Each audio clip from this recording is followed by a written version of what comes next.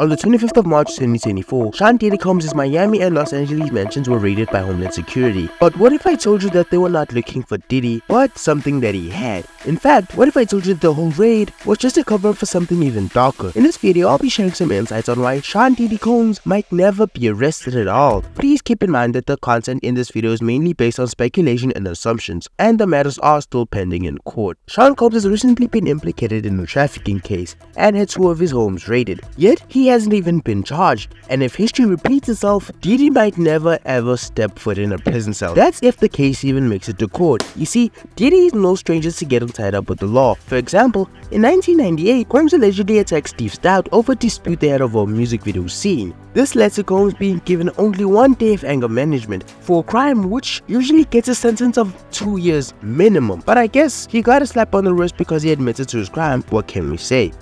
1998, Combs and Sean were implicated in a New York club shooting. Sean would be arrested, then convicted, and he would serve 10 years in prison, and he was later released and deported back to his birth country of Belize in 2009. All while Diddy was acquitted of all the charges. Keep in mind that Sean openly expressed that he felt like P. Diddy's scapegoat. 1 month after his acquittal, Combs is arrested for driving with a suspended license after Miami Beach police pulled him over. He was released 20 minutes later after signing an agreement to appear in court, and his problems would then follow in 2007 when Combs was served with a multi-million-dollar lawsuit after he allegedly ordered his bodyguards to physically remove a hip-hop promoter from a New York City nightclub. The man allegedly suffered several injuries as a result, and quite recently, on November 16, 2023, his ex-girlfriend Cassandra Ventura filed a lawsuit against him in New York, alleging years of assault. Her lawsuit contains graphic allegations of Combs assaulting her in 2018, physically abusing her and intimidating her, and making her, well, mate with male escorts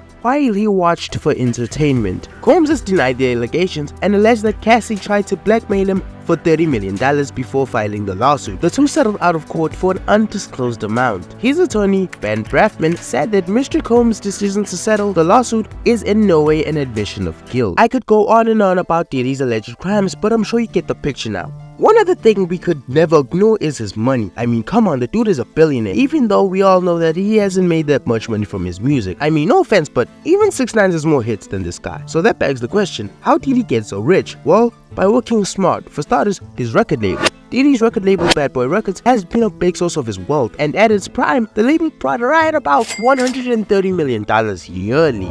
Next is his Ciroc deal. Diddy's partnership with the vodka brand Ciroc has been highly lucrative. He has earned well over $1 billion pre-tax from this deal. And then Sean John. Diddy is the founder of the fashion brand Sean John, which has also contributed to his wealth. Am I the only one weirded out by the dress that he's wearing? Anyway, he also has Aqua Hydrate. Diddy owns major holdings in a beverage company called Aqua Hydrate, which has added to his financial success. Overall, Diddy's entrepreneurial ventures include his record label, brand partnerships, and business investments. These have played a significant role in his financial success. His net worth is estimated to be around $1 billion, making him one of the wealthiest figures in the hip-hop industry, which means he also has a lot of power with that money. But if you're paying attention to all these business ventures that I just mentioned to you, you will soon realize that he's mostly seated in higher positions, such as founder, CEO, or even executive. And as they say, you are the people you surround yourself with. And that's why Diddy has many, and I mean many, powerful friends, from record label executives to even politicians. Don't believe me? Well, listen to this. In 2004, Diddy became a political organizer. Combs first launched his campaign in 2004, prior to the presidential contest between the then candidates George Bush and John Kerry, to make voting, I quote, cool for young and minority voters. And if you were alive in 2004, you would know how much hype this campaign had. Just look at the lineup of stars who joined this little movement. You've got the likes of Mariah Carey, Pharrell Williams, and Usher, just to name a few. And if you want to know how much influence this had on the youth, well, just imagine Taylor Swift posting an Instagram post captioned, "Eat Skittles." You already know that half of the female population of America would be on a sugar rush by the next morning. I mean, for proof of this, don't forget she endorsed Joe Biden, and look how that turned out. He became president. But please, I'm in no way saying that she made Biden president. All I'm saying is that celebrity endorsements do make not a lot, but somewhat of a difference. As was for Diddy, because even though he didn't usher the Democratic Party to victory, he definitely might have gotten himself in their good graces with his Vote or Die campaign. And yes, you heard me correctly, that was the name of the campaign. And I personally feel like the whole campaign was basically Diddy holding a gun to your head and telling you to vote for the Democrats or meet your maker. But if he couldn't befriend the politicians by rallying, well, he definitely got them by blackmail. Okay, let me explain. Rodney aka Lil Rod Jones filed a $30 million lawsuit on Diddy, and the lawsuit has some pretty gross and appalling stuff, so I'm just gonna give you the PG summary of the whole thing. Rodney lived with Combs for 13 months to produce his Love album, and during his time with Sean, he allegedly witnessed a lot of, how can I say, edgy and illegal acts from Combs and other people who lived and visited the house. He would allegedly see large displays of cocaine and firearms,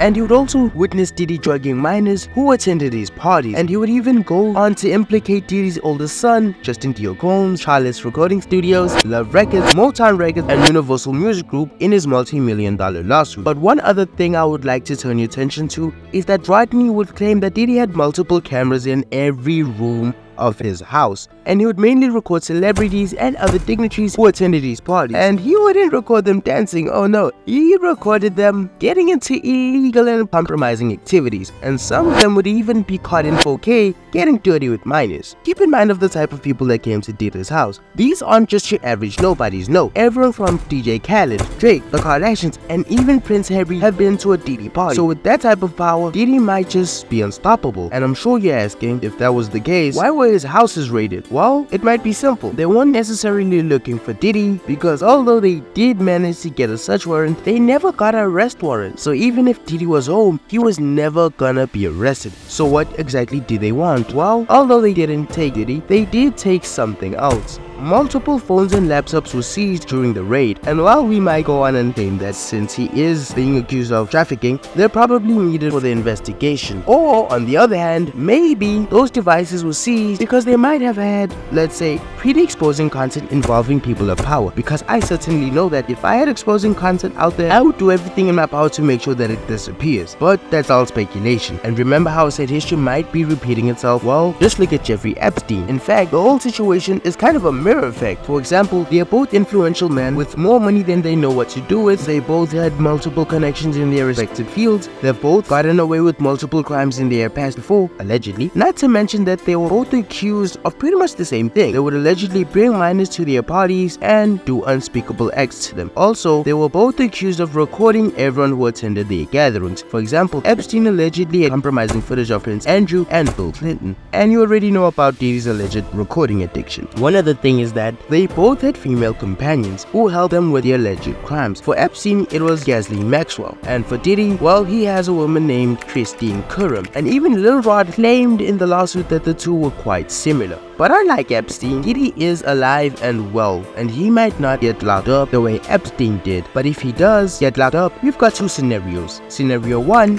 he gets arrested and beats his case. This wouldn't be rare at all. For example, look at Harvey Weinstein. Over 100 women came out to accuse him, but his case still got overturned. Maybe he has his own connections, or there's really nothing to it and it was just a mistrial. Well, we'll have to wait and see how his new trial goes. Scenario 2, he actually ends up getting convicted. Well, we are still yet to see if Diddy's gonna get arrested, mainly because even if he has pending lawsuits, he has not been charged legally at the time of this video's recording. But let's say he does get charged and convicted, who's to say that he won't end up like Epstein, deleting himself in prison, if you know what I mean. And that's allegedly, because if you ask a friend of a friend, maybe Jeffrey didn't really take himself out, but maybe he got taken out. But that's all speculation. But I personally go with scenario 1, because if Diddy really has recordings as they say he has, well, I think it's better to keep him happy and out of prison, because you wouldn't exactly want him talking, or would you? And this might be the case because Diddy is not on the run. In fact, he has been very active on his social media and has been spotted out in public looking as happy as usual. So if Diddy gets his way, he will be free for a long time, if not forever. And one last thing I'd like to ask you is for you to take everything I've said with a pinch of salt, because although I gave you some of the facts, the rest was purely based on speculation, assumptions, and some predictions. So I urge you to do some research on this topic if it interests you, while we all wait and see what else unfolds with our brother Diddy. But if that didn't scare you away, please subscribe for more videos on topics you don't need to know, but you kinda wanna know anyway. And please don't sue me because I'm just an idiot with a YouTube channel. Subscribe.